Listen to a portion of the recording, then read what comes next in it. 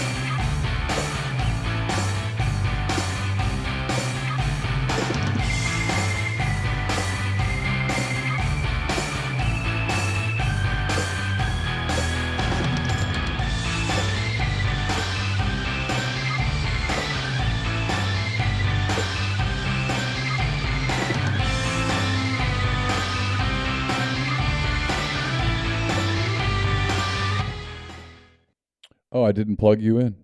There you go. What I know? Didn't I have you plugged in? Yeah, I did. I did plug you in. I got to replug you in. You'll have to just talk to the people. They can hear you, but they can't see you. That's probably not a bad thing. It's probably not a bad thing. My mother would approve. Sammy going a little dreamsicle Thursday, huh? I like it. I can see your ugly mug on there. It just came live.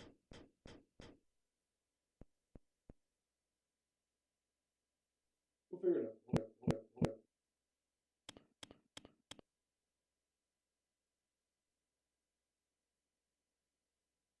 Little mass. I got a little make it rain falsetto. Is that what they're calling that? Oh, look at you. Now, We're going. Right now, I'm gonna get you fixed. Hold on. Look at Hold on, this. I'm gonna get you fixed. This is back. Reminds me of last Thursday. Yeah, I'm gonna get you fixed real quick. This way people can see what we're dealing with here. Yeah. We haven't started the audio file yet. So No, we've not. We're all good. all good. Grind, what it is, man. Hey, Grind, we're waiting on this to get started. What part of Mobile are you from? I've always wondered that. Nobody knows the answer. Oh, I see I'm on the Lago cam. What? I'm on whatever this is. It's this Logi. Yeah. Yeah, it's popped up. See the good side of me.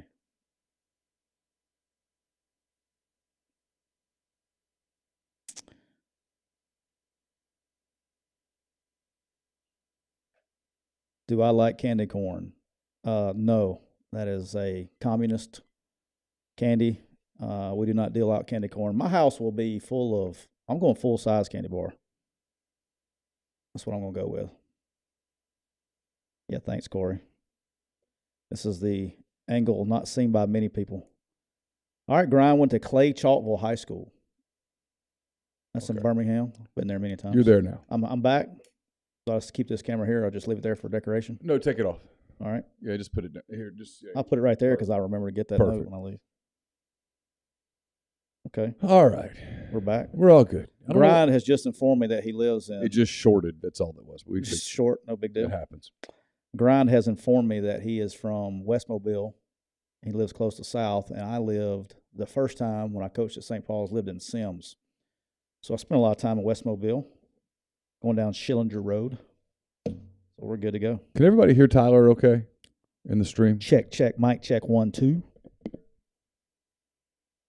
I think we're good. Just want to make sure. Yeah, I think we are. Okay. Yeah, I think so too. Everybody can hear both of us okay before we get rolling? Yeah. Appreciate you, Drew. Got my guy's shirt on today. Little Fleetwood Mac. Rumors. Are you a Fleetwood Mac person? Big Fleetwood Mac. Really? Fleetwood Mac person. Love them. came onto it late in life. I say late, like in the 90s. Do you remember when they did the MTV Unplugged? When they had the USC band come out? Oh, yeah. I do remember that. I did not. I mean, I probably had heard some Fleetwood Mac songs, but I became a Fleetwood Mac fan after that. And the better part of the last, whatever many years it is, 25, 30 years now, been a Fleetwood Mac guy. Cool. Yeah. All right, we'll get rolling here. Appreciate everybody's patience. Thanks for being with us here in the stream. Stuff happens. We fix it. That's all you can do. Yep. There was a time when what just happened would have freaked me out, and now it's like, Especially after last Thursday. I do have to compliment you on your patience last Thursday. I've just kind of become, I know this is shocking to people who know me from previous times. Yeah. I'm a lot more laid back than I get credit for. Like, I just don't get all that worked up anymore about much of anything. I think I'm stay calm and crisis guy. Like that doesn't now non-crisis situations, as my man Clay Karcher can tell you. He says I go from 0 to rage. But in times of crisis, when it comes nut cutting time, I'm pretty calm. Yeah. Because if you're not calm, you can't make great decisions. That's very true. You have to evaluate and ask yourself in the moment, does this matter? And if it matters, you got to get worked up. But if it doesn't matter, like if it's out of your control, you got to chill. Yeah. Drew's asking me what my favorite Fleetwood Mac song is. I'm going with The Chain. That's probably my favorite one. Dreams is good. Yeah. But yeah, I can Fleetwood jam Mac, to it's The a funny Chain. deal. They're one of those bands, and I'm this way with music because I'm not a person that can sit here and name a lot of songs with most artists. Mm-hmm. But when I hear their stuff, I generally like it. I'm like, oh, that's them. I like them. You know what I mean? Yeah. I'm not a big, like I told you, I drove all the way down to Mobile the other day. I listened to a podcast a little bit. Mostly I was just kind of just clearing my head, just sort of enjoying the drive. I'll drive 12 hours and not listen to music. Really? Mm-hmm. I love to drive in the quiet sometimes. I can just kind of clear my head a little bit, think about some things, work through some things. Yeah. Connor, I do not hate Pearl Jam. I do like Pearl Jam. But my 90s band of choice would be the Dave Matthews Band. That's my all. Oh, really? If I had to listen to one band for the rest of my life, it would probably either be Dave Matthews Band or Chris Stapleton.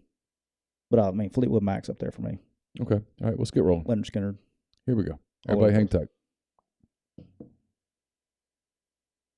Welcome into another edition of McCready and Siskey, powered by Rain Total Body Fuel. That was a slow one. I'm Neal McCready. That's Tyler Siskey. Sign of my serial killer. It's Tyler Siskey here for a Thursday Make It Rain edition of the show. Make it rain. We'll be talking about a handful of topics today. Let's see what all we got. Yeah, I heard you made fun of my Make It Rain depth of my falsetto on the show this morning. I called about the first 30 minutes of your show, and I heard you jank I just on said me. that I can't do that. My voice is Have you ever tried? My voice Let's try. I can't. I at the end of a week, there's no way. Come on. Maybe on a Sunday or Monday I can pull it off. We're going to talk about a number of things. A lot of it's just my voice is too manly to do that. I'm such a Testosterone running through your veins. just coursing through my veins on an everyday basis. I mean, just when you look at me, I mean, the first thing you think of is, God, could anybody be more of a man than that? I mean, it's like me, John Wayne, the Marlboro Man, Burt Reynolds. Yeah. I mean, who else is in our group? Tom Selleck. Chuck Norris. Yeah, I mean, and me. Hey, do you ever self-talk to yourself? Yeah. So I Yeah. don't a lot. But I mean, when I do, it's pretty critical. Do you criticize yourself Oh, my God. I mean, when you self-talk? Or do you motivate yourself when you self-talk?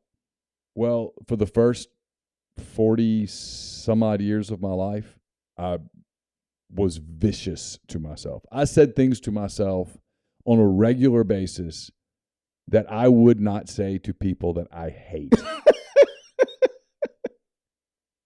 So Literally would say things to myself that almost made me cry. Like it was so critical, so vicious. You were trolling yourself? Oh, it was horrible. And then, I mean, no joke. I mean, like, I'll read a BetterHelp ad a little later. Yeah. Therapy was a difference maker for me.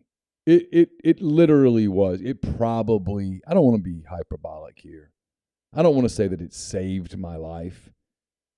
May have, but it definitely changed my life. I mean, I've gotten to where now when I start in on that, I catch myself and go, "Oh, whoa, stop. Yeah. Why are we doing this? What's going on?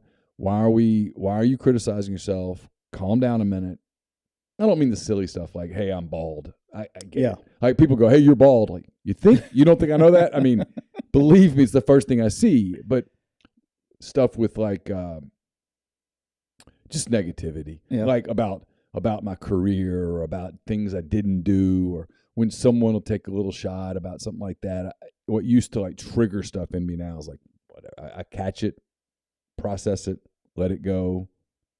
Yeah, the only thing that really, if somebody says something like a troll, the only thing that stuff doesn't even bother me, like even a little bit. I think it's funny sometimes. The things that now, if it's somebody that you care about, like if my wife says some shit, or my dad, or my mom, yeah, I get a little pissed off. If they say something to you about something, yeah, like critical of you, yeah, I get pissed. But if it's somebody else, I whatever. How often does your wife get critical of you? Oh man, I mean, like really critical. Really critical. I don't mean like play. She's play cool. Critical. We've been together a long time. She doesn't really get critical of me. She gets.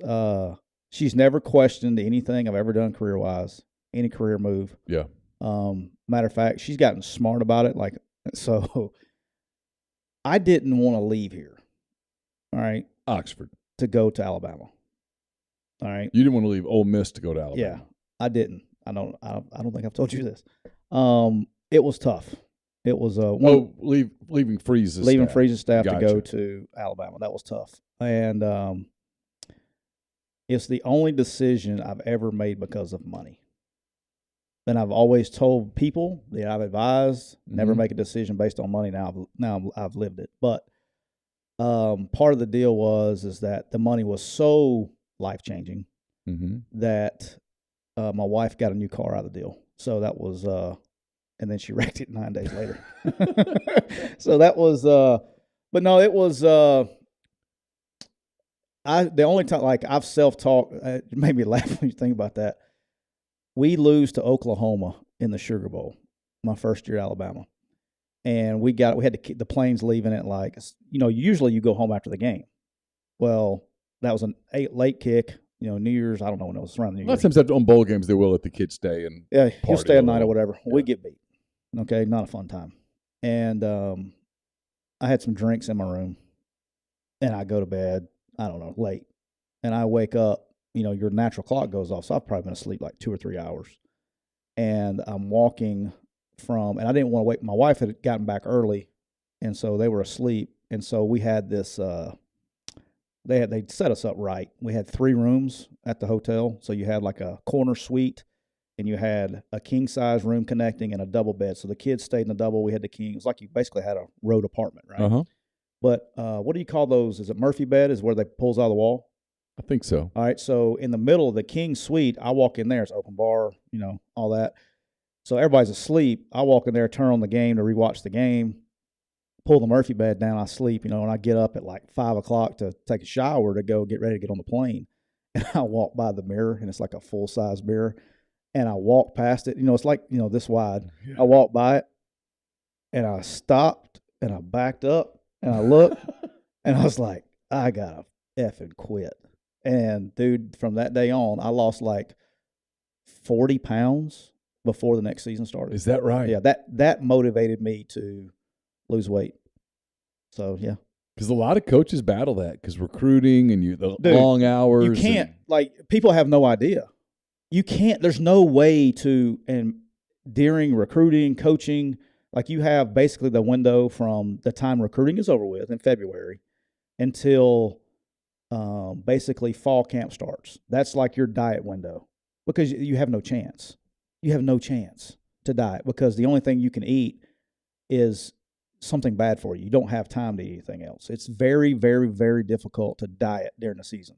And basically, it's probably not healthy. You know, you need carbs, you need a lot of things for your brain, but you need to eat to live. It's bad. Bad diet for coaches.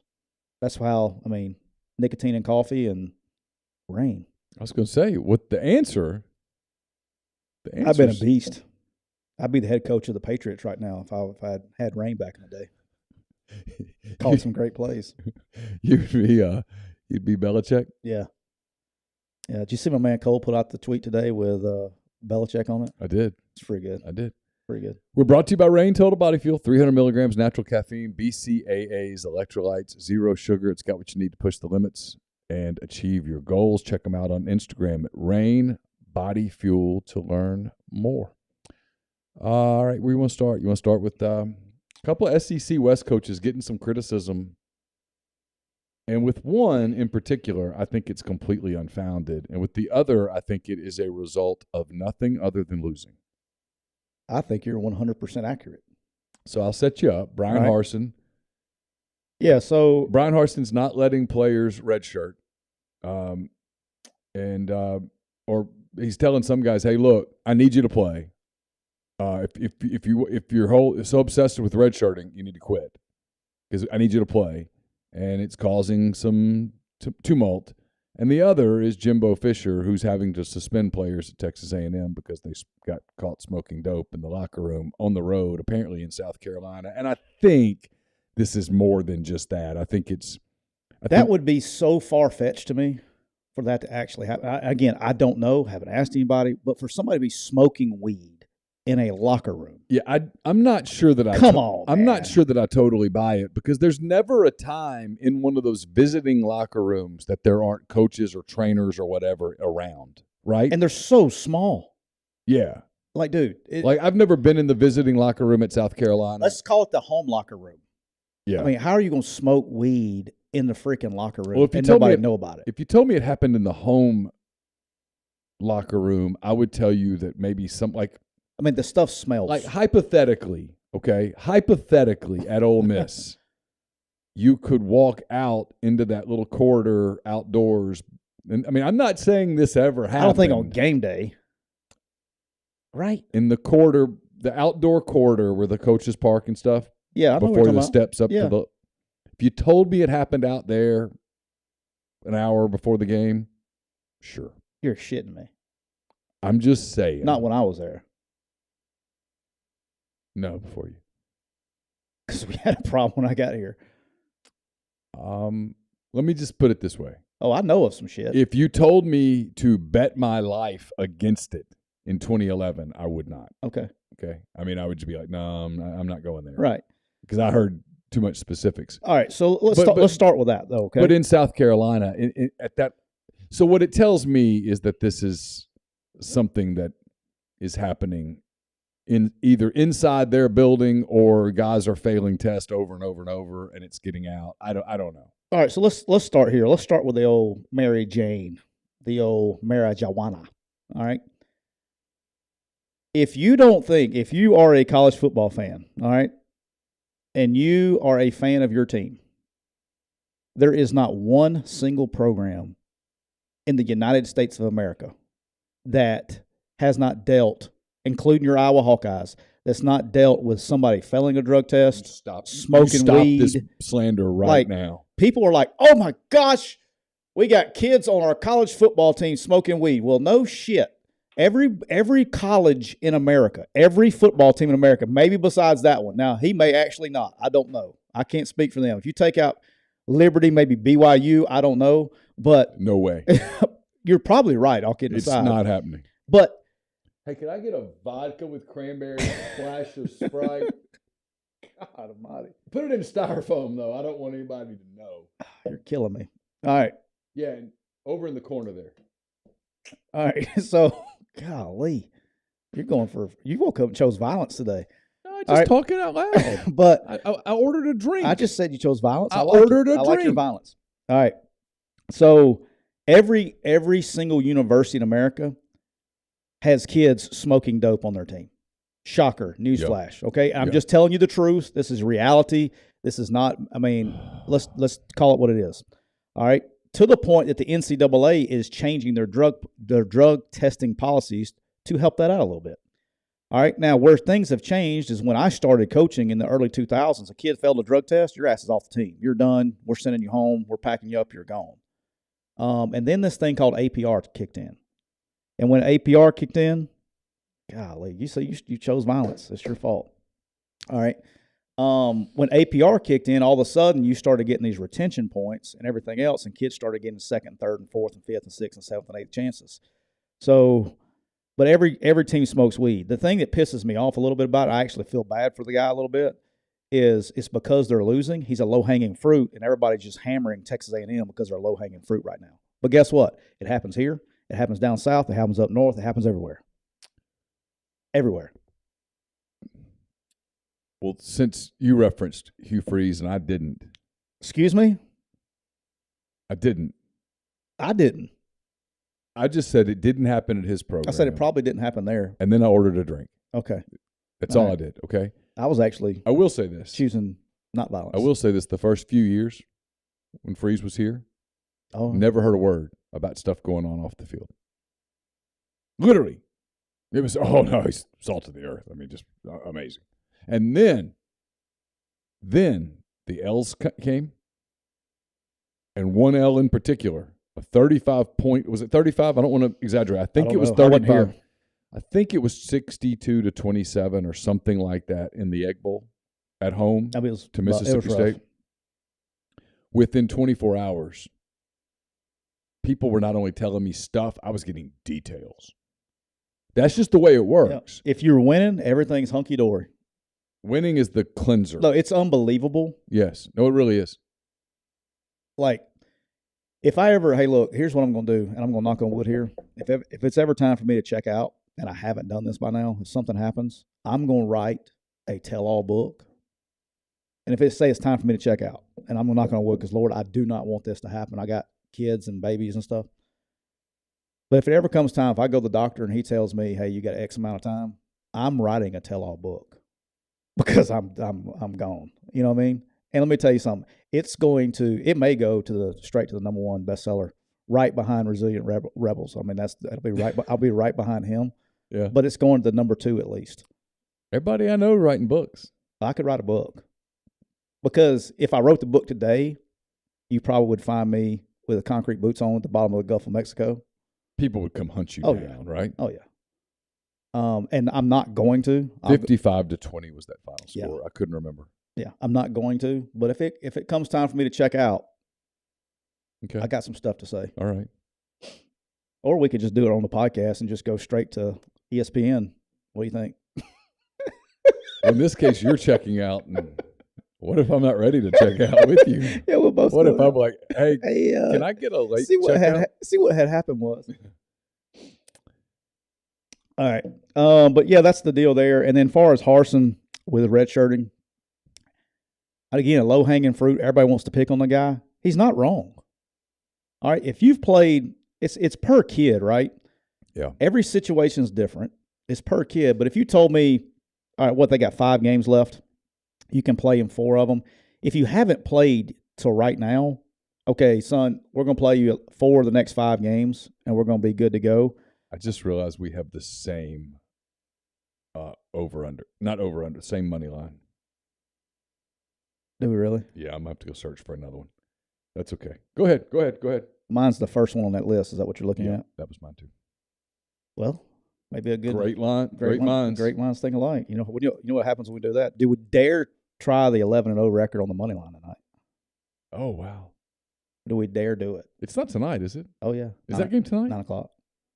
Okay. Go ahead. All right. So, but if the kid's got 4 games left and he hasn't played and you've got 5 games left, play him and then make a decision. But if the kid's played games, right, let's say they've played 7 games and he's played in 4 or 5 of them and he doesn't want to play in one more game, but you tell the kid, look, you're about to start 5 games. You're either on this team or you're not. Right. Because now you're saying you're not going to redshirt when I'm fixing to play you 9 of the 12 games. That's no bueno for a team. You're not on the team. And so for him, the inmates cannot run the asylum. I don't think he's trying to ruin the kids, okay? I think he's trying to win football games and do his job because he's working for the Auburn University. He's not working for the university of whatever your name is, kid. But if he's just doing it to, like, if it was just going to play one game, cool. No, I get it with a kid, but kids can't dictate when they play or not. That's the dumbest thing I've ever heard in my life, because when that happens, now we get that, the inmates running the asylum. Now you got a problem. But anyway, that's just my whole deal on that. Is I don't think Harsin was in the wrong. Matter of fact, I think he was in the right. And dude, I'm borderline. I feel bad for the guy. I do. I borderline feel bad for the guy. I do, because he's trying to freaking do a job, and at every turn he's trying to do the right thing. And guess what, Auburn? He's trying to do the right thing for your university. He's trying to do the right thing for your university, and you're hammering him for it. That's just dumb. I'm so sick of the Auburn shit, by the way. Just when they hire a head coach, you just let me know. That's all. I'm this is the last words I'm talking about the Auburn situation. I'm done. He might call I'm you. So sick of it. That coach might call you to work for him. Well, he better keep calling, because he ain't gonna get an answer, or he'll get the answer. Or he'll get an answer, just the one he doesn't want. Grind does not feel bad for him. I mean, I get it, Grind. I mean, I understand from a fan's perspective. I do. And then, like, Grind, I get it. I mean, trust me, I get it. I wish the fans knew the truth. And it's like bad media, okay, which media has painted a bad picture. And this is the other thing that really pisses me off, is when the local beat writers join in on the fun so they can get clicks and they get more subscriptions on their deal. It pisses me off. Tell the truth. They know the truth, and they're bullshitting, and that pisses me off. All right, that's the last thing I'm going to say about Auburn. You sure? Yeah, I'm done. You're good? I'm good. That's all you have to say? Grind will trigger me before this is all over. He'll bring up something Auburn somewhere in the next couple of weeks. The next conversation I'm talking about Auburn is when a head coach is hired. Okay. All right. I'll just sit here and listen to you talk about it until they hire a head coach. I don't have a whole lot to say about them. I mean, it is what it is. They've. I'm not doing it. You can't get me. Not doing it. I know you. I'm not doing it. They've decided. They decided that they were going to have a couple of coups, and they can't figure out how to execute the backside of the coup. They do the coup, and then when it comes time to finish the coup, someone steps in and goes, no, let's do it this way. And they just kind of keep repeating themselves. Nope. And here they are now with, I think the whole plan was to get Hartwell, and Hartwell would hire Freeze, and they would sort of run it back. And now I'm getting the sense that it might not be. Might be a different AD who would hire a completely different kind of coach, and I wonder whether that coach would be acceptable to the boosters that beat. Because if they hire a AD who has the blessing of the SEC, but not the Auburn Godfathers, if you will, you're just repeating it. You're just doing it again with new names. Same play, new cast. You know what the definition of insanity is, Neal? That. Auburn. Nope, not saying. I'm just saying, do you know what the definition is? I will not say their name. I'm done. The definition is doing the same thing over and over, expecting a different result. That's it. So, hey, that could be their news. They used to have like audacity and stuff like that. Awesome. Theirs could just be insanity. Stop it. All right, that's all I'm saying about that. All right. Hey, there's some new NIL legislation that got passed. Yeah, I think it'll be good. I don't think passed is the right word, by the way. It just sort of got implemented. What's it called? It's called interim policies, whatever that means. Sure. So basically now, and here's there's a bunch of stuff in it, first of all. So there's going to be a lot of fine print in this stuff that's going to affect a lot of different schools, different ways. And I won't go into one of them. We'll talk later when I get permission to talk about one of them. But the one in particular that will be of note, especially to collectives, is now coaches can go do appearances with collectives. They can go do a fundraiser, go have a golf tournament with your collective, go do bring memorabilia and all that stuff. Coaches can now be involved with the collectives. But here was the most important thing of this whole deal is state, and they say this in here, state law supersedes NCAA legislation. Right. All right, so the actual, and I copied and pasted it right here so you could see it so I could read it correctly. It said the guidance in this document is subject to state laws or executive actions with the force of law in effect. So that's like, this is how the NCAA works. They put out like this big-ass long deal, and they just stick that in there, right? Yeah. So, but here's what the interesting thing for me is going to be coming out of this. If this is adopted, and I think it will be, now you're going to have, and I will say this, the state of Mississippi, state of Louisiana, state of Texas, state of South Carolina, have all, California and New York have all jumped ahead of this.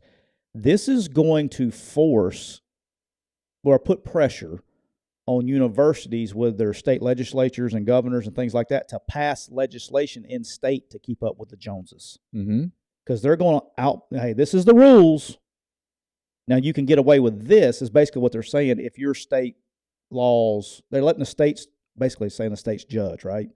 And so now the state legislation will have to step in and pass some things to give them the advantages that other states are going to have. Mississippi is in a good setup with this. So is Louisiana. So is Texas. South Carolina is. California, New York. What about Iowa? Not so much. Really? No. We got to fix that. Yeah, I mean that's what I'm saying. Is I think you're going to see that happen in the next cycle.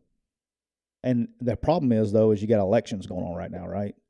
Like if they would have came out with this like 2 months ago. The elections are in 10 days. Yeah, I'm saying you could have came out with it. And I'm saying you could have come up with this like 2 months ago. Somebody could have ran on it in the state of Iowa. Hey, he would have won. Yeah. You know what I'm saying? Like, absolutely. All kidding aside, like football fans are passionate. You could have bought you some votes. You don't say. Yeah, I've heard. 12 days till the election, so that they'll solve that. This episode brought to you by the Biden administration. We're good for the rest of the day. We're good. Yeah, we can say like 9 F-bombs now. Think they like us? They probably don't like us very much. Which ones? The Biden administration. I mean, they got bigger issues. Yeah, I don't think they're worried too much. A word from our sponsor, BetterHelp. We talked about therapy a little while ago. It can be tough to train your brain to stay in problem-solving mode when faced with a challenge in life. But when you learn how to find your own solutions, there's no better feeling. A therapist can help you become a better problem solver, making it easier to accomplish your goals, no matter how big or small. Like I said, I've used therapy as a way to handle stress, clear negative thoughts, kind of mentally relax a little, come up with tools to just, frankly, kind of chill. It's a life changer for me, increase my happiness. If you're thinking of giving therapy a try, BetterHelp's a great option for you. It's convenient, it's accessible, it's affordable, it's entirely online. You can get matched with a therapist for filling out a brief survey, and you can switch therapists anytime you want. You can turn the video off, you can keep it on. It's up to you. Whatever makes you comfortable. Because when you want to be a better problem solver, therapy can get you there. Visit betterhelp.com/MPW today to get 10% off your first month. That's betterhelp.com/MPW. You know what time it is? It is 2. Oh, you mean, is it that time? It's time for the road to Boise. The road to Boise. Yeah. Come on, hit that Make It Rain Thursday falsetto for me one time. I can't. I'm telling you. All right, let's make a wager. All right. Let's do something. All right. If this week, side bet.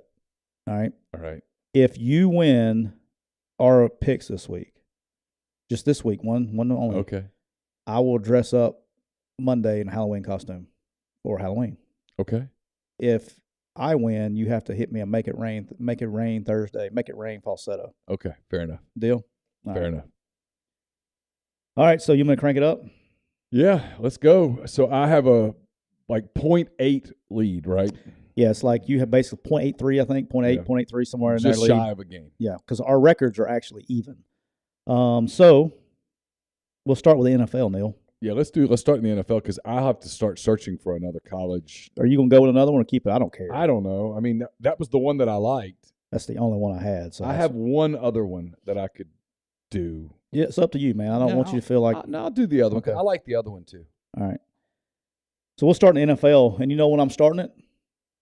Neal, I'm starting it tonight. Oh, are you really? Yes. Okay. 27 days of consecutive football starts tonight. Starts tonight. We'll get a little action next week. Mm-hmm. It's going to be fun. Yeah, there's only 2 MAC games on Saturday. And I saw that at first. I was like, what? And then I went, oh, MACtion's on its way. Yeah. Hey, GJ, I'll get back to your question just a little bit when we get a break. I will not forget that question. All right. Oh, hold up. Before we do this, I just remembered our buddy Grind sent a super chat when we were still sorting through some of the technical stuff. I didn't see it. I saw it, and at the time. All right. First of all, Grind, thank you, buddy. He says, I locked in ULL, Louisiana Lafayette, +1 and under 21.5 for the first half and under 43 for the game.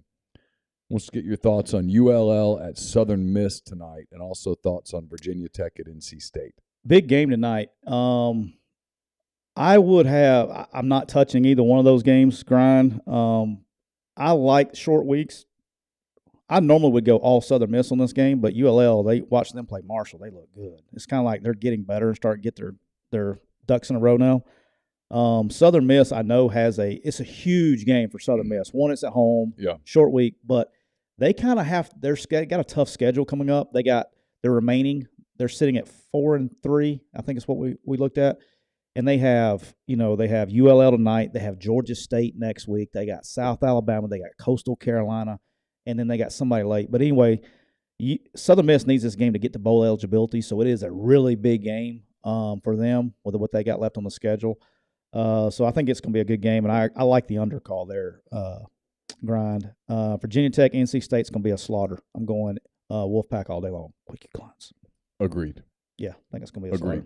Where's that game? Is it in? It's at NC State. Okay. Yeah. By the way, since I've been they were one of the we've been working with them, I guess, a couple months. Dude knows what he's doing. Yeah, Doran's good. Know what they're doing. Doran's good. Like, dude. To the point where it used to be like a running joke around here, right? That, the interim year that Matt was the interim coach.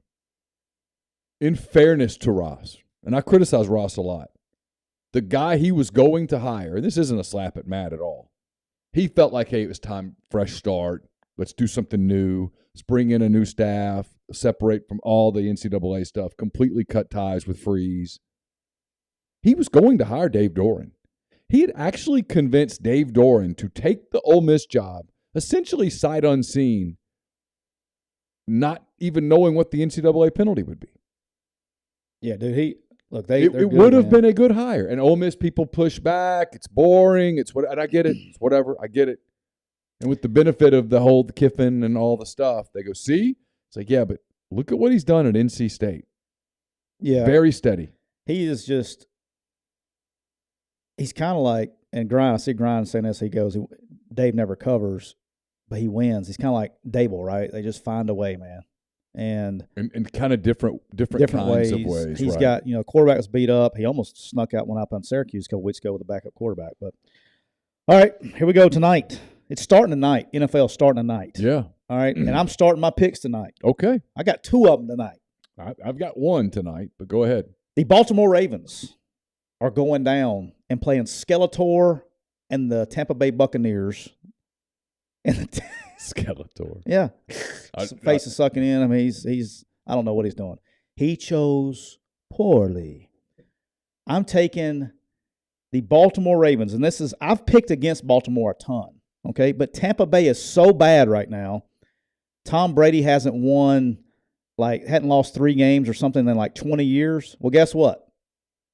Tennessee hadn't beaten Alabama in like 20 years, and that's what we're doing in 2022. We're making new things. Okay. The Baltimore Ravens all over. I mean, Tampa Bay's got dudes out on defense, like their whole defense is out. I'm going the Baltimore Ravens huge tonight. And by the way, I'm getting 2 points, so it's Baltimore +2 at Tampa Bay. Okay. I don't hate that pick. I mean, I hope you're wrong because I want the Bengals. I want the Bengals to take command in the AFC North, but I get it. Dude, they got their ass kicked in Carolina by nobodies.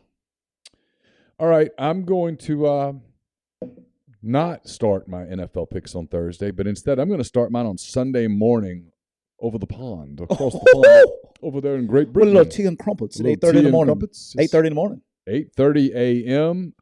It works out great for me. So great day when the NFL's an 8:30 game. Because I come in here, Ole Miss has an open date. I don't have any coaches. It's gonna be great. No coaches shows. Dude, you want to come drink some beer? Yeah, sure. No coaches shows. I mean, some rain light. Not coaches shows. No player shows. And I'm going to come in here. I'm going to turn on Jacksonville and Denver. Okay. And I think I can get 10 thoughts finished by noon. Oh, dude. It usually takes me 3 to 4 hours to do 10 thoughts. That's roughly the ballpark. Some days I'll get writer's block and I'm like 6 hours. I'm sitting there staring at the computer. And some days I'm like cruising, like on steroids. In 2 hours I'm done, like son of a bitch. But usually, and I'm like 130 times into it now, so got it down. Okay. It's usually 3.5-ish hours, right? So I'll start. My goal, and the player shows have messed this up because I'm doing player shows. The first one's at 2. Just not doing bye week kind of deal? I'm not doing it on the bye week. Yeah, I'm going to give them week a off. break, give me a break, take a break. So I think I can be done by noon and have a totally different kind of Sunday, right? Yep. So anyway, okay. Jacksonville and Denver. I bet I know where you're going with this because if you're going the other direction, I'm going to be confused. I think this is an absolute lock. I think his team is beginning to hate him. Father Time hates him. And Jacksonville always plays well in London, even when they suck. Because wasn't they going to make that their home field at one time, or they talked about it? They talked about it. And their owner owns one of the English Premier League teams, et cetera, et cetera. Yeah. This game matters to them. And I think they're okay. They're not a good team, but they're okay. Okay. Give me the Jacksonville Jaguars -2.5 against the Broncos. I'll lay those points. I actually feel really good about this one. I do not hate that pick at all. How about James Robinson? Is it James Robinson? I know it's Robinson getting traded to the Jets. Yeah. And so it's going to be Travis Etienne show in Jacksonville from here on out. And he's looked the part this year. You know, people criticized him a ton last year because he didn't look great in preseason, then he gets hurt. And he's balling. Great late fantasy pickup if he's still available in your league, by the way. All right. My second game, Neal. Yes, sir. Your Chicago Bears. Yes, sir. Are going to Dallas. They are. Dallas is favored by 9.5. That is correct. That's kind of shocking a little bit. It's a big number. Big number. Mm-hmm. But that's not where I'm going, Neal. Okay. The under is at 42.5. I'm taking under 42.5. Ezekiel Elliott, I've heard, is not going to play. Don't know if that's true, just what I heard. But I'm taking the Bears Cowboys under 42.5. Dude, like Dak Prescott, he's not the best quarterback in Dallas. He may be the most talented, but for some reason, they don't move the ball well when he's quarterbacking. Cooper Rush actually gave him a little bit of, because they had to be creative and do some things. And the Bears defense, solid. Good defense. My man, Eddie Jackson, back there. And we know about the Cowboys defense. Like, Justin Fields may throw 64 picks. The only way this goes over is if Dallas's defense scores 44 points by themselves. I'm taking the under at 42.5. Okay. Well, for my second pick, I'm going to stay right there in your stadium, AT&T Stadium, Arlington, Texas. 9.5 is a big number. Ain't that big. I've watched the Bears. I've watched the Dallas defense. I love the under for you, by the way. I think you're on. I don't think the Bears can score, and if you told me that Dallas defensively does score, I'd buy it. I'm taking Who has a better chance to score? The Dallas defense or the Chicago offense? It's close.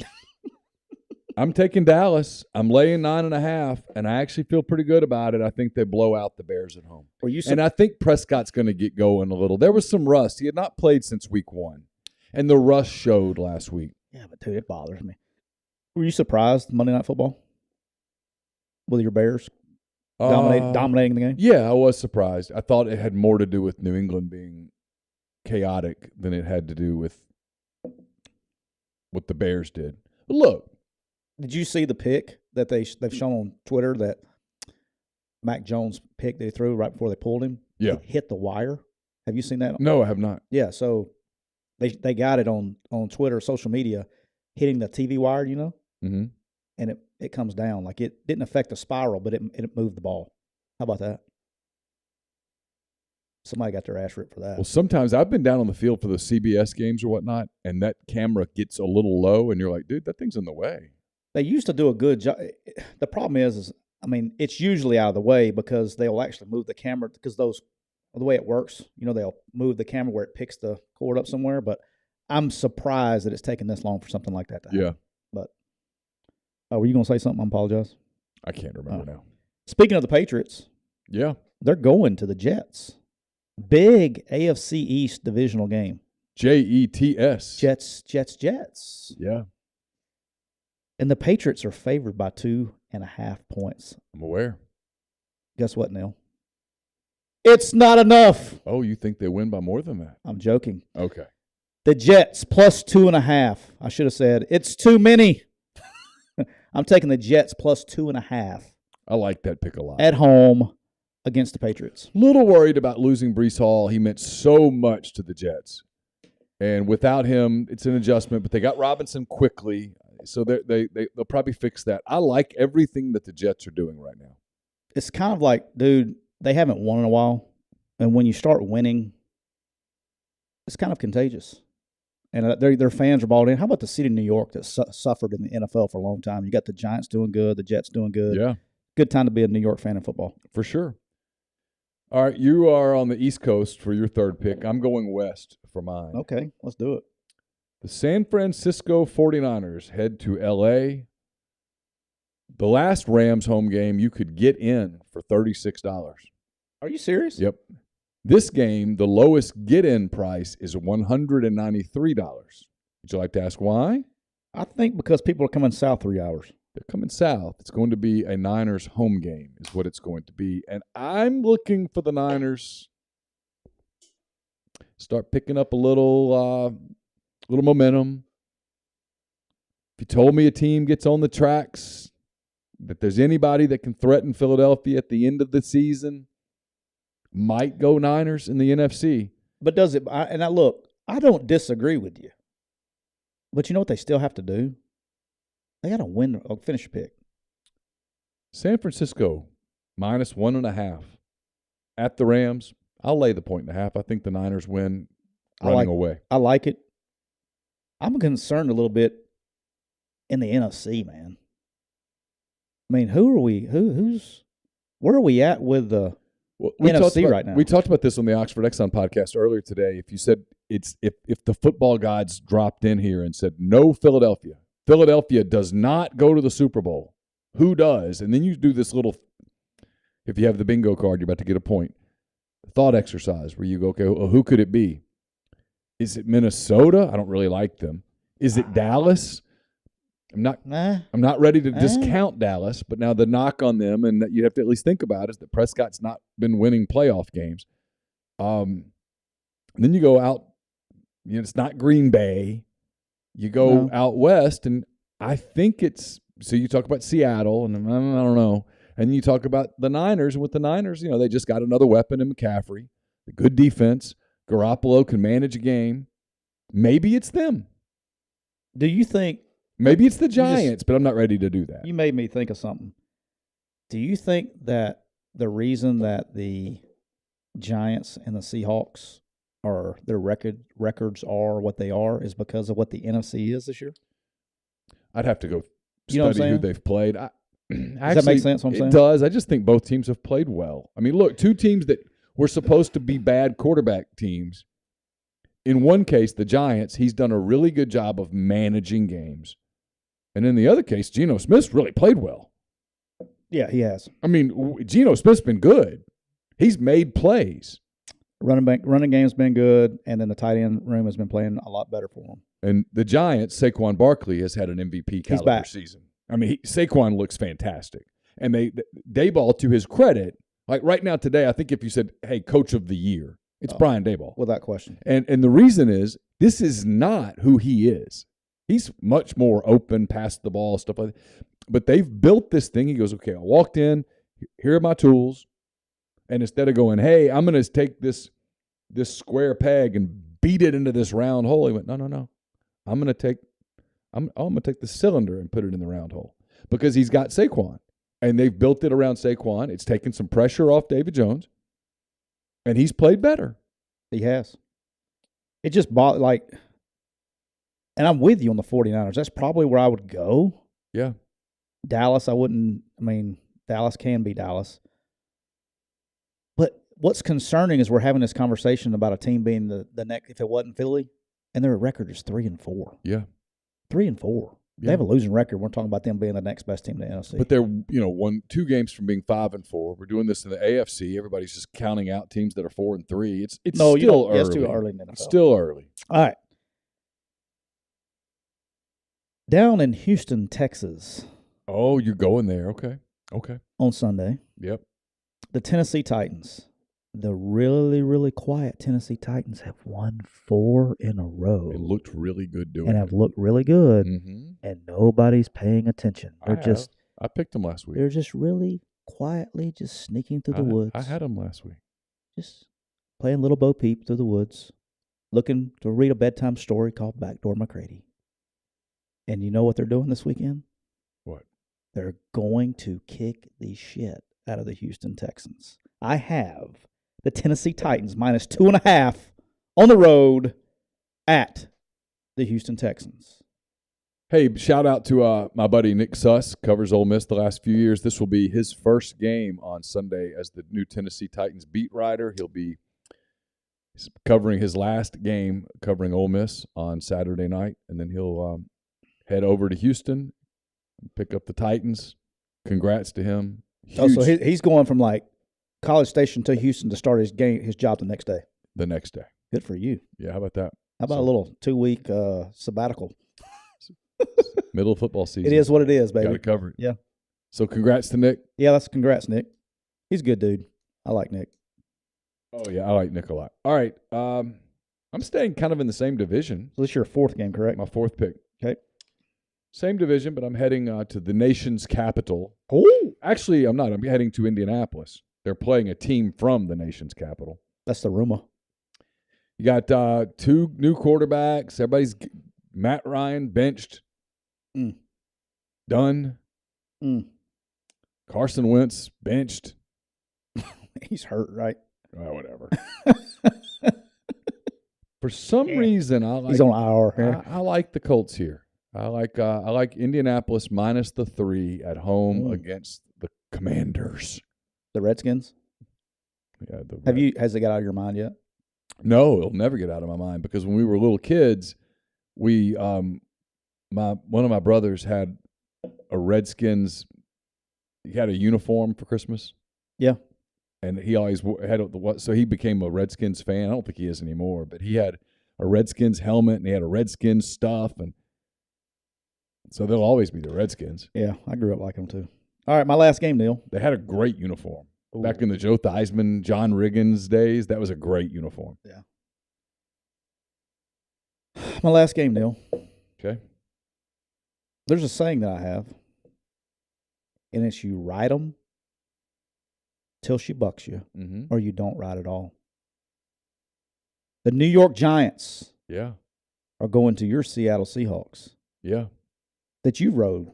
I have ridden them hard. Hey, sometimes you gotta. Oh, hey, Cole, clip that, Cole. Clip that, Cole. That's got to be a tweet. All right. We'll get Twitter mad at us, too. Yeah. All right. The New York Giants. I can't focus now. They're going to Seattle. Think about me. I hadn't a bite to eat yet. I'm like feeling lightheaded with the citrulline running through my. I'm like, whoa. A couple of times I'm like, hey, stay conscious. The Giants are getting 3 points. Yep. I'm taking the New York Giants plus 3 on the road at Seattle. Now, I will tell you personally what I will do. I got to tell you because that's what it is for the podcast. I am going to bet this game, and I am going to take the Giants. I will probably buy half a point because I always get screwed when it's 3. So I'll probably buy it up to 3.5 and take them on Sunday, personally. I'm going to shock you here with my 5th pick. And hell, I'm kind of shocking myself because I don't like this team, but I like this line. Okay? You better not be doing what I think you're about to do. I'm about to do it. I'm about to do it. Sure am.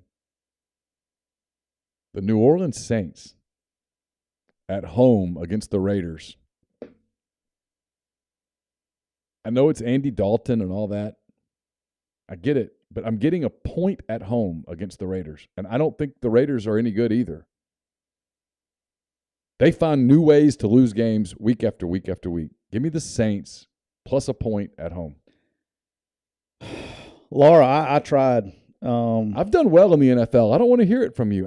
I tried. I've beaten you in the NFL. You're going to bet, like, we got all these games, and you're going to take the freaking Aints. Yeah, I mean, look, I like some other games. Has Chase been, like, trying to convince you how good the Aints are? I liked Minnesota minus 3.5, but I don't like them enough. I don't like them that much. And I almost took Seahawks minus 3, but I don't trust them against the Giants. The Giants have looked good, and when you have Saquon and you can run the football, you can get beat on this. I actually was, like, had it in my pool. I was actually going to take the Raiders. Okay. But I didn't. Because, and you're probably onto something here. I'm just busting your balls a little bit. I don't like when West Coast teams come over and play the noon game. That's one of the things. You know, I know. It is difficult. People are like, oh, it's just a couple hours. It's a big difference. 2 hours. Yeah, it's a big difference. So it's in Vegas, it's a 10 a.m. game. Yes, which means that you're having to get up at 6. You're having 5. to eat at 6. You're and these eating pro at guys, 6. Yes. I don't know what it is in the pros. You get in this regiment in college where you're like, okay, you eat 4 hours, you know.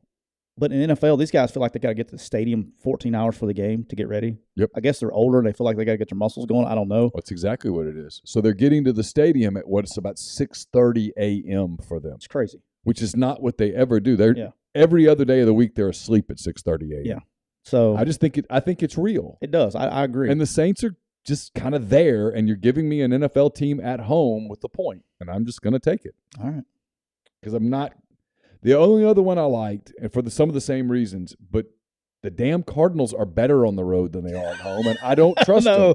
They might go to Minnesota and win. I don't trust them either. I looked at that one. That 3.5 was nice. It was enticing, but if you told me that Minnesota only beat Arizona by 2 points or 3 points, I wouldn't be surprised. I liked your Jags pick. You took the Colts, is that right, or you took the Commanders? I took Jacksonville. I took the Niners. I took Dallas minus 9.5, Indianapolis minus 3, and the Saints plus a point. Okay, I got the Ravens tonight plus 2. I got the Cowboys Bears under 42.5. I have the Jets plus 2.5. I have the Titans minus 2.5, and then I have the Giants plus 3.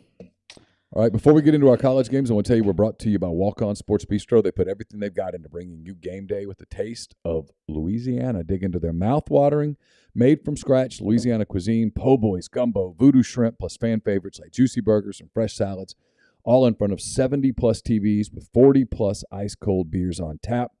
Also, let them take care of all your tailgating needs this season. Inquire today about their family and friends bundles, their tailgate platters. You can order online at walkons.com or on their very convenient Walk-Ons app. Check them out in Oxford or Ridgeland. We're also brought to you by Clean Side Wipes. They kills COVID, 30 seconds.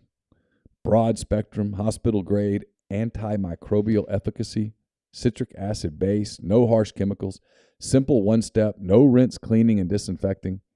Removes film left over by harsh chemicals such as ammonia, bleach, and alcohol. It's got the lowest toxicity rating allowable by the EPA, and that means it poses the lowest risk to the health of employees, patients, students, customers, or the environment. It's citric acid-based, clean-side germicidal wipes that deliver powerful efficacy against pathogens without the potential of harmful effects from other chemical disinfectants, and it's all in one easy-to-use wipe. It's great for schools, daycares, nurseries, hospitals, long-term care facilities, office buildings, households, and more. Check them out in a ready-to-use spray or in the aforementioned wipe. Get in touch with our guy Todd Abbott at Wipes. That's WIPES. And gloves, no ampersand. Wipes, AND gloves at gmail.com. Real quick before we get to college, GJ asked about teaching the defensive linemen to bat down balls. So defensive linemen, I mean, they're not really, you can't really teach somebody how to bat down a ball, but they do if you don't get a pass rush. So once you get stoned on pass rush, that's when they're told to put their hands up to bat the ball. So you're either trying to get to the quarterback or you're trying to bat the ball, one or the other. Some places are better at it than others. Example, like if you're a penetrating defensive line or you're blitzing where you're trying to get upfield and create penetration, you're not going to get as many batted balls because you're trying to, work the edge of the offensive line. But when you're playing a 3-down scheme, which is not all 3-down schemes, so let's don't get them all cranked up about 3-down, 4-down stuff.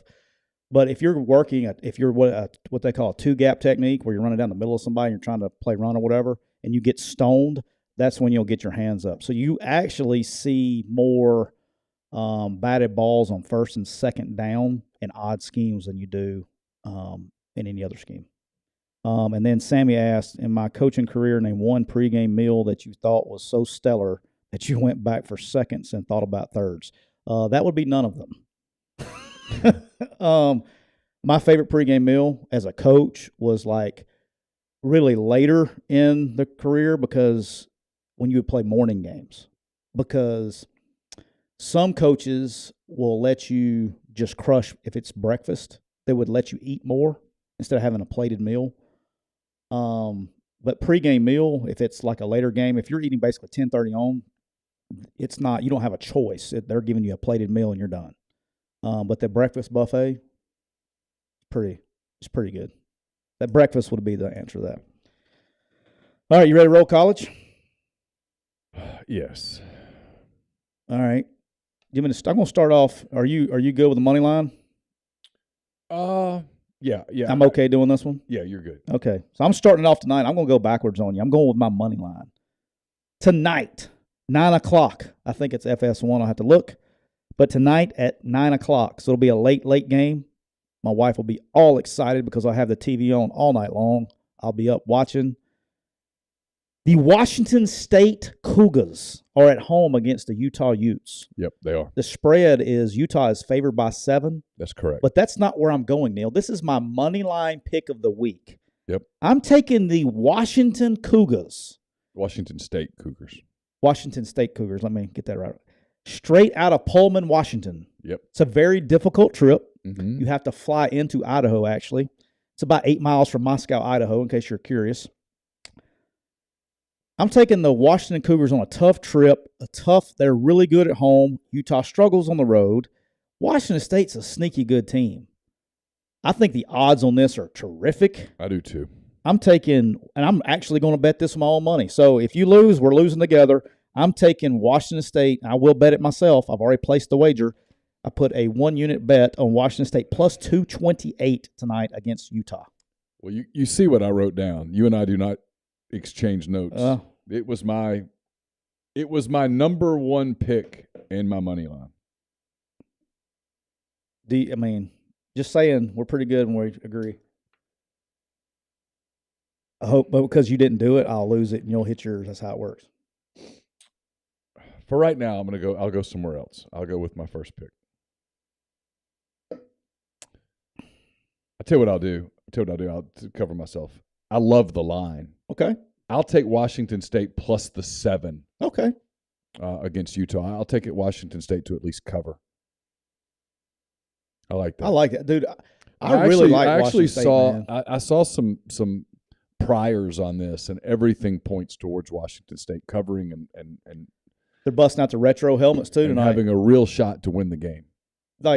And I know, all kidding aside, I know that we got a lot of SEC fans in here. If you want to be dude, their offense is these are two entertaining. This is going to be an entertaining football game. Oh yeah, this will be great. This is great football. This will be a really good game. Probably the best football game to watch as a fan all night long. Now the problem is it's at 9 o'clock. So if you got to go to bed before 9:30 and you have to, if you're waiting for 5:30 to watch Jeopardy, okay, and you want to watch Wheel of Fortune at 6 and you want to eat your dinner at 4:30 and go to bed, it's not for you. Or have a Red Dragon. Have a Red Dragon. Keep your ass up and go watch the game. It's a good game. 300 milligrams of natural caffeine. You're going to get some BCAAs. You're going to get electrolytes. You don't have to worry about sugar. It's got what you need to push the limits and make it all the way through that late night game and achieve your goal of seeing Washington State cover a 7-point line, maybe even win the game. Check them out on Instagram at Rain Body Fuel to learn more. All right. I'm going to go ahead and get this. I'm going to get one more non-SEC game because I'm going SEC heavy today. I see that. All right. Got a Quick U versus Quick U game happening on Saturday. It's not so good. I hope they're not listening. Oof. I hope one team's not listening. But the Cincinnati Bearcats are on the road, and they're going to Central Florida, the Knights.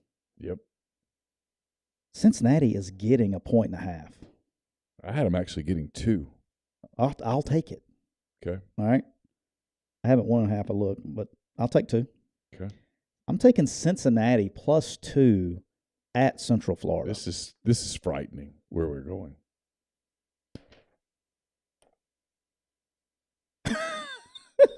I love this pick. In fact, I think Cincinnati wins big. Cincinnati +2 at UCF. I think I actually looked at it as a money line, but Vegas agrees with me because there's not a lot of value. That's like even money, right? It's like plus 100. Yeah. It's I love the Bearcats here. They're really good. It's one of the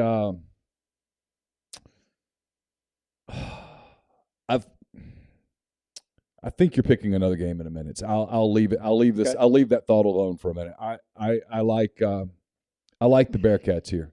I'll tell you this: the job that he's done at Cincinnati, Fickle.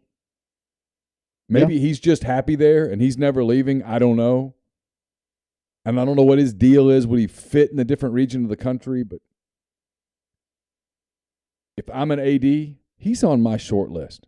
He lost a bunch of dudes to the NFL, including his quarterback and including a cornerback in Sauce Gardner, who's a freaking stud.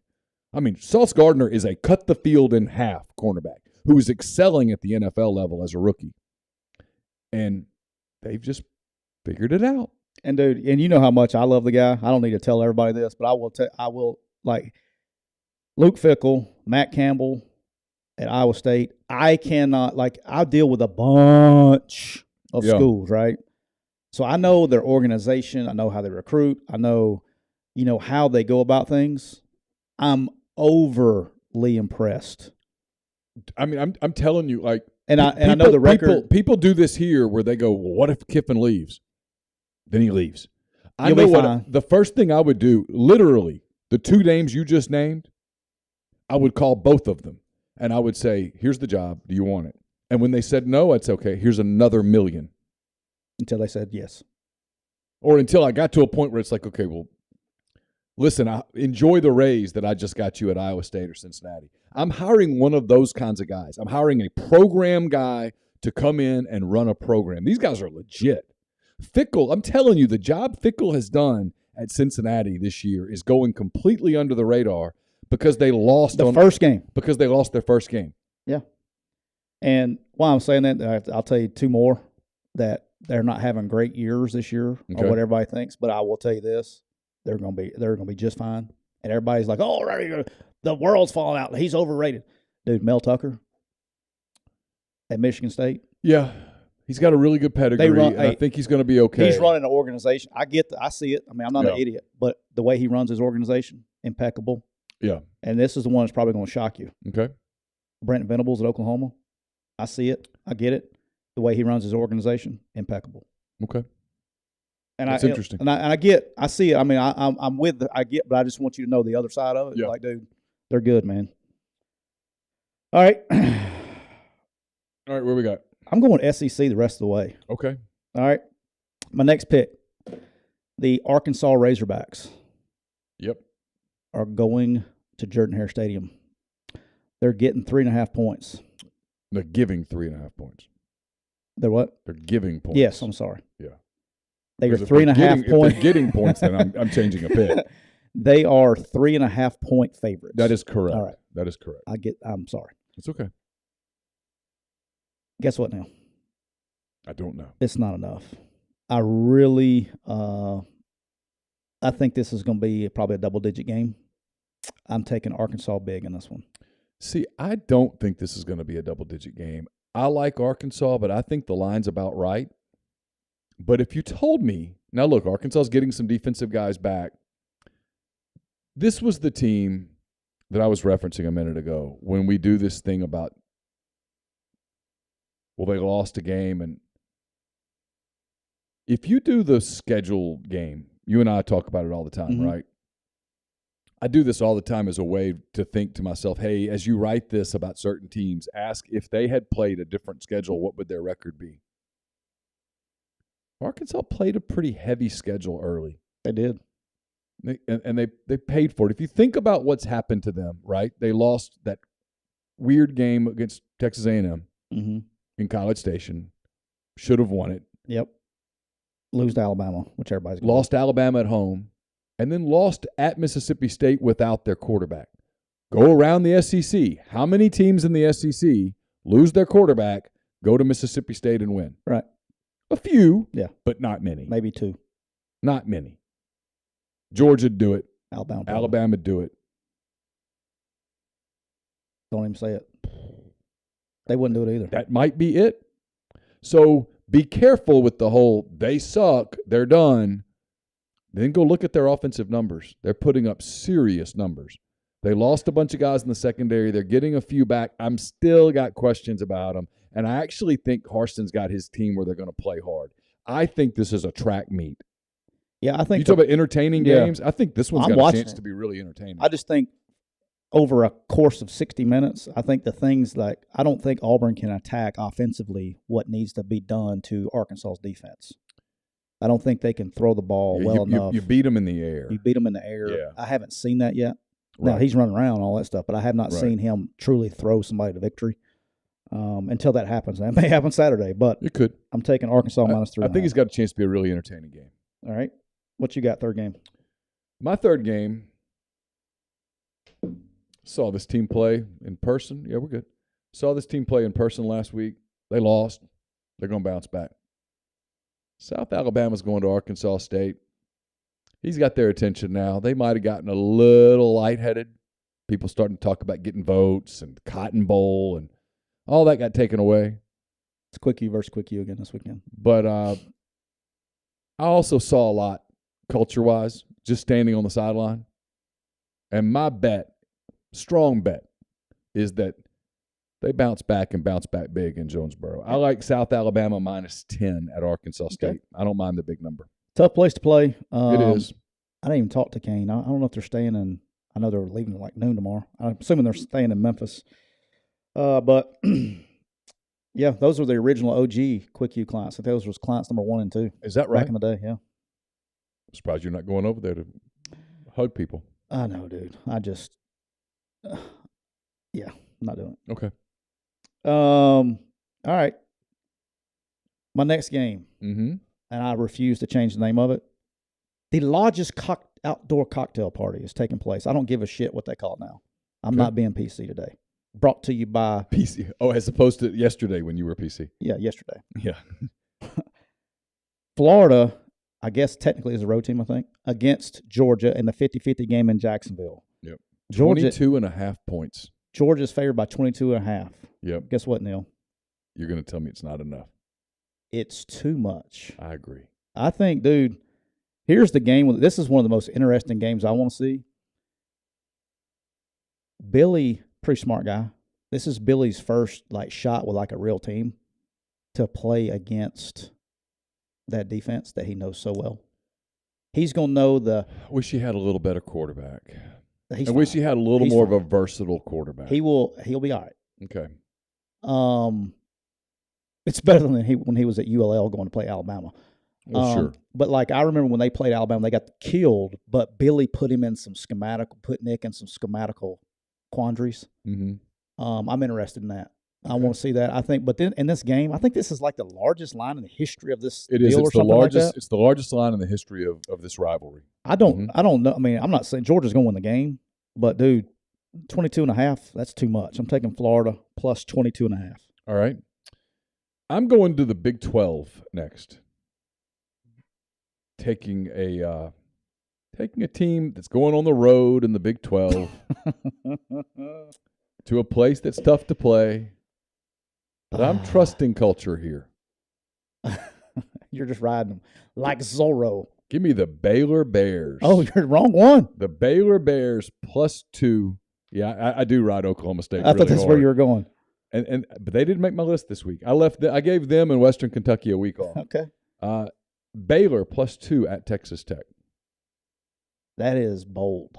It is. It's bold. But I like Baylor. I think I know what I see. Like, Oh, I agree. I'm with you. The thing that scares me to death is like Lubbock is where people go to die. yeah, Dreams go to die. in Dreams Lubbock. go to die there for sure. It's tough. I mean, regardless of how much I like a spread, I always stay away from that unless I'm betting on Texas Tech. All right, back in the SEC, the Missouri. Is this our fourth pick? This is 4. Okay. No, this is my 5th one. So what have I picked so far? You picked Washington State +7. You picked Baylor. You picked Cincinnati. Cincinnati. That's okay. Gotcha. You good? Yeah. All right. Missouri Tigers are going to South Carolina, to Columbia. South Carolina is favored by 4. Yep. Guess what, Neal? I actually think Missouri is going to cover this line. I won't be surprised if Missouri wins this game straight up. I disagree. It's not enough. I think South Carolina wins big. Really? Big. Based on Big. Just because. Did they get a new quarterback? Dude, what have you seen from Missouri that makes you feel like they're going to win this Their game? quarterback numbers are better than South Carolina's. Dude, do you watch football? Yes, Spencer Rattler's bad. Did you see that offensive performance they put against Vandy last week? Yeah, it was bad. What about the week before, or the week before, or the week before, or the week before, or the week before, or the week before? When have they had do you know what their best win is, by the way? Louisiana Tech? Yeah, and they beat Abilene Christian. Congratulations. Yeah, Abilene Christian's nasty. I mean, they haven't won, they beat Vandy. That's who they've beaten. I'm South Carolina right here. All right. It's at home, too. That's a big one because it's right. at South Carolina. But -4, I'm all in on that. So this is my 5th pick. Okay, yeah. My order got messed up because Cincinnati was down lower on my sheet. All right, I'm staying in the Big 12. Staying in the Big 12, and I don't feel great about this one, but I like the line, and I know how hard it is to play at this place, and this team rises up at home in a way that is weird. Give me West Virginia +7.5. They've been good to me so far this year. West Virginia +7.5 at home against TCU.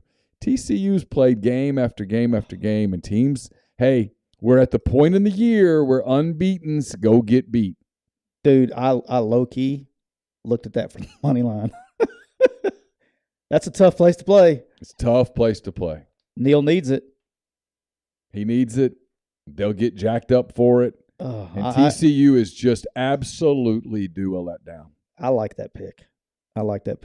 By the way, for everybody telling me that you bet Mizzou early in the week, and then with Neal, that makes me feel even better about my pick because I'm telling you, man, everybody's South Carolina's trash. They're trash. No, Dude, they're not. 5-2, and they got Missouri and Vanderbilt coming in the next 2 weeks. They're 5-2.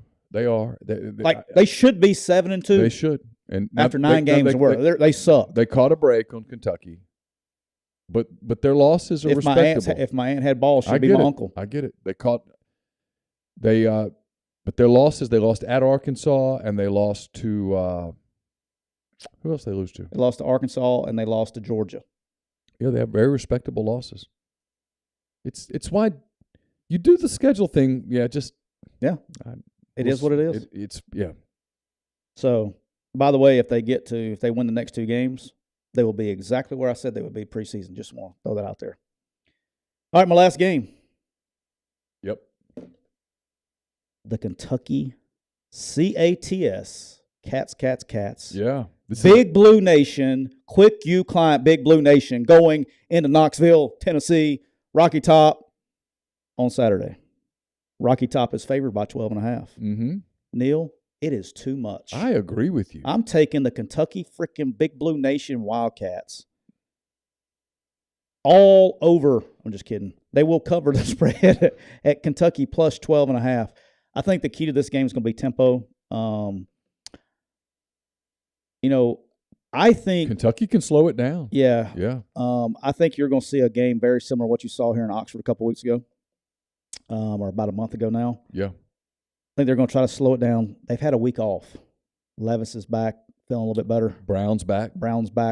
Rodriguez is healthy. Mm-hmm. I mean, I like this one. Let's say I thought about this as a money line game. Yeah. At worst, I think this is a backdoor McCready. At worst, I mean, because 12.5, I mean, you could be down 17 points and get one late, whatever it is, right? Yeah. But this game, I think Kentucky, dude. Here's the deal with Tennessee too, and for the fans to understand this with Tennessee is Tennessee. I mean, they're cutting half the field off every read, and Hooker's he's reading half the field. If it's not there, he's taking off running. That's their offense. If they can prevent that, dude, I like them, man. And then look, Georgia and Tennessee playing Florida and Kentucky, but you're human. You know what's coming next week. Oh yeah, I see 2 covers coming the other way. It's interesting. I don't.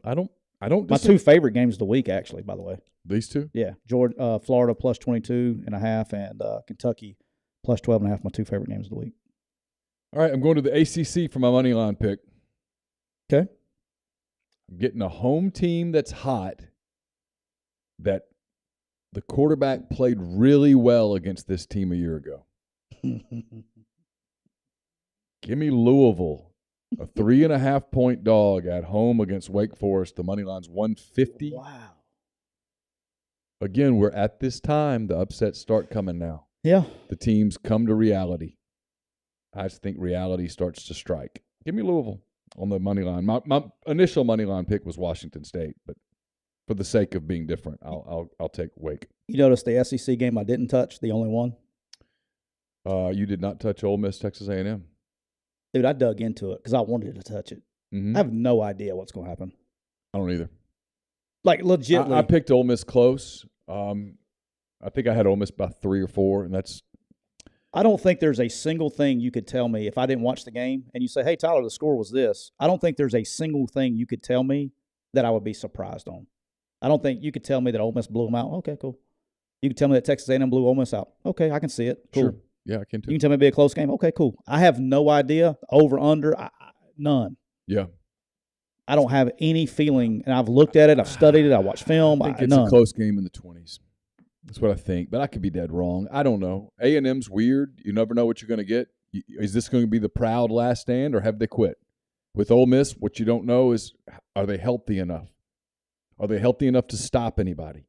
If A.J. Finley doesn't play, if Troy Brown can't play much, if Cedric Johnson can't play much, is the same defense that gave up 28 points to Vanderbilt and 34 points to Auburn and 45 points to LSU, are they going to stop Texas A&M? I don't know. Does A&M have any quarterback play at all? I don't know. Is it a freshman making his first start? I don't know. I'm not scared of Haynes King, but is he hurt? I don't know. Devin Achane going to run wild? Maybe. Yeah, that's the thing. Is Quinshawn Judkins going to run wild? Maybe. Can Ole Miss protect against that defensive front a week after LSU's defensive front just ate them alive? I don't know. There's so many questions about these 2 teams. It's the damnedest thing. It's week 9. This is week 9. I have no idea. And I've covered the team. I don't feel like I've neglected my beat. And I don't have a read on Ole Miss. When someone goes, how good is it? I don't know. Well, that's the thing is like Corey says right here. Corey says if A&M scores in the upper 30s, that would be shocking. But if you told me that Vanderbilt scored 28, I'd be like, bull crap. I mean, if you told me that Auburn scored 34, like, no way. Right. I mean, and I legitimately felt that way going in the games because I bet on the under. I proved it, right? And so LSU scored 42 points in the last 3 quarters. I think the key for Ole Miss, and I do think this, if the football gods came down and said, I'm not going to tell you the result, but I'll let you ask me one question, I'd say, tell me the first quarter score. Because if Ole Miss jumps on them, I think it's over. But what if they don't? Then I think they're in trouble. That's what I think. I mean, I could be dead wrong. I'm admitting out loud that I just don't know. But if you told me that the end of the first quarter, it's 7-6, Ole Miss, I'm like, uh-oh, they're in trouble. And if you tell me on the flip side, if you tell me it's 17-3, like it was last week, I'm like, Ole Miss is going to blow them out. I don't think A&M can come back, and I don't think they have the mentality to come back, as opposed to LSU, who had come back a number of times this year. Brendan's girlfriends. Oh. Let me get rid of them. Wonder what I said. I'll tell you later. I know what you said. Did I say it? Not intentionally. Oh, okay. Go ahead. That's about it. I just, if I was A&M, your two thing. What I would do if I was coaching against Ole Miss defensively, I would bring pressure away from the back on rundowns, not pass downs, on rundowns, and would not allow, especially when Evans is in the game, because if he goes, I don't know if he's going or not. But Don't either. And then I would slow play the back side backers, because I would force them to cut it back, and then if they are passing and doing RPOs, I can get pressure on the front side away from the back on quarterback. And then offensively, if I'm playing against Ole Miss, and Texas A&M can do this, but they've kind of gotten away from it. The last couple of weeks, they've gotten real spready. Mm-hmm. Just run right at them. No down question. Freaking hill field. No question. Stop getting in the shotgun and letting A-Chain run sideways. I'm talking about old school Peyton Manning, turn around, hand the ball, let him go downhill. If I'm Texas A&M, Devin A-Chain's getting a minimum of 20 carries and probably more like 25 to 30 carries. And then I'm going to see if I can't get you to start cheating a little, and they've got speed on the outside, and then I'm going to try to beat you over the top. Yeah. And if Ole Miss's linebacker play, look, if Troy's not there, I'm just being honest here, their linebacker play is subpar. If Troy's not there, or if Troy gets hurt and Troy Brown and he can't play, I'm running right at you. I'm going right at you. Yeah. And if that doesn't work, then I probably wasn't going to win anyway. But I'm not doing the cute thing and doing what Jimbo overthinks. And this is why I'm probably at the end of the day I'm picking Ole Miss, is because I don't think Jimbo knows how to get the hell out of his own way. Yeah. And Ole Miss, for Ole Miss to win, I think they have to, if I was Ole Miss, regardless of who the quarterback is, I would stack the box. And I'd play man free. Yeah. And I would walk myself. And you don't have to. And here's the thing: you don't have to go to 4 down. I'm going to take A-Chain away. I'm going to make you beat me with your quarterback. I would walk the safeties down. They've done this before. It's not rocket science, right? But I would. We're playing what it essentially looks like 8 in a box, if not 9 in a box, and I'm making you throw the ball over the top to beat me. Drew says in the thread, I heard everyone is playing besides Trigg. It's not the issue of who starts out; it's who can finish. Yeah. And they've got guys. Look, they've got guys who have separated shoulders. They're going to shoot them up. They're going to strap them up. But when the shoulder comes out again, if it does, they're done. Well, you have guys with hamstrings. You got guys with ankles. If the medicine wears off and they turn it again, he's out. If the hamstring gets re-aggravated, they're out. The problem with the whole everybody's back. They're back, but they're not healthy, dude. If you're not 100% healthy, that's a problem in itself. The problem is not who's starting. The problem is depth. Because then if somebody can't go, now your depth is now a guy that never plays. Right. And so you have to, and that's why the SEC, dude, a lot of times, everybody wants to know why Alabama wins. Everybody wants to know why Georgia wins. Because they can plug and play. And then we'll end on this and make sure you know that. But the one exercise we did, I think I've told you about this. I just don't remember if it was on podcast or not. The one exercise we did at Alabama that I thought was really cool, at the beginning of every year when we got to camp, Nick would hand us, or have the operations guy hand us, a roster. Okay, back then it was 105, right? He's like, I want you to rank the players that you think are the best players, 1 through 105. Every coach, everybody in the building. Okay. And he would take that and we'd go over in a staff meeting. And he said, you are going to be as good. Your team is as good as player number 41 through player number 60 is. So he would take players number 41 and 60, and we'd talk about those. As good as players 41 through 60 are, is how good your team is going to be at the end of the year. That's your depth. Because everybody in the SEC has dudes. 22 good ones. Everybody has dudes. Everybody has Jags or just another guy. Everybody has the end. But how good is that 40 through 60 player? Oh, it's we great, did it. man. Lane's done an exercise with Coach Saban. We've had those staff meetings. Yeah, every year. That's fascinating. Yeah. All right, we're going to wrap it up there. Thanks to everybody for being with us here on McCready and Siskey. Again, we're brought to you by Rain Total Body Fuel, 300 milligrams of natural caffeine, BCAAs, electrolytes, zero sugar. It's got what you need to push the limits, achieve your goals. Check them out on Instagram at Rain Body Fuel to learn more. If you are just hanging out on MPW Digital today, and you should, I mean, what else the hell are you going to do? Pete's Pigskin Preview comes up at 4 o'clock. Get you ready for Ole Miss at Texas A&M. That's a little more than an hour of film and that kind of thing. A lot of you actually get a little bit of an advanced look too at Alabama, because you see a lot of Texas A&M Alabama film from earlier in the season. And that at 6 o'clock, Greg Jones, Campbell McCready, clash again. It's episode number 9 of season 3 of The Butcher versus the Spin Instructor, presented by LB's Meat Market. That's at 6. And then at 7, it's pre-recorded, but it's a good show. I mean, I'm biased, but it's a good show. I talked to David Nuno of TexAgs.com about Ole Miss, Texas A&M. We also talk about the World Series. David used to do TV in Houston. He knows the Astros really well. Game 1 of the World Series is Friday night there in Houston. The Philadelphia Phillies, the Houston Astros, going for the Commissioner's Trophy. And then our weekly visit with Ben Mintz of Barstool Sports. We go through a lot of the college games, talk about Ole Miss, Texas A&M, obviously, some other games as well, and then we jump into the National Football League as we do each and every week. So appreciate that. I will be out at Oxford Middle School, I guess, for the high school football stadium tonight. The big game, the game everybody's been waiting on. Who are they playing? It's Oxford versus DeSoto Central. Okay. Getting rolling. Little soccer opener. Girls start at 5:30. The boys play after that. So be cheering for the Chargers tonight. Wish them well as they get their season started. So everybody, thanks for being with us. We'll be back on Monday with another edition of McCready and Siskey, powered by Rain Total Body Fuel. For Tyler, I'm Neal. Take care.